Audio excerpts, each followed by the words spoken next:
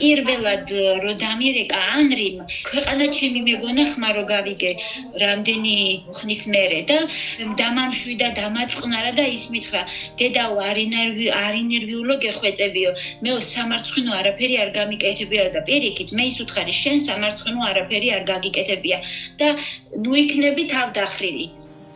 ზოგი მშობელი ამას ვერ უძლებს, აი ვერ გაუძლებს რა. კაცო, რო იცი რომ ნარკომანია, რო იცი რომ მკვლელია, რო იცი რომ რაღაცა ჩაიდინა სხვა არის. სხვა კი არა და სირცხლით უნდა აკვდებოდე მაგ დროს მშობელი.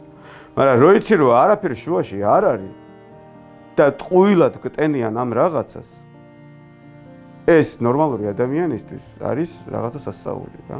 სასინელება, აი არ ვიცი, მტერსაც არ უსურებ მე იმ განცდას, რაც მე გამოვცადე იქ.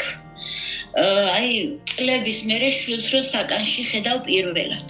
ის რუსეთის დამალი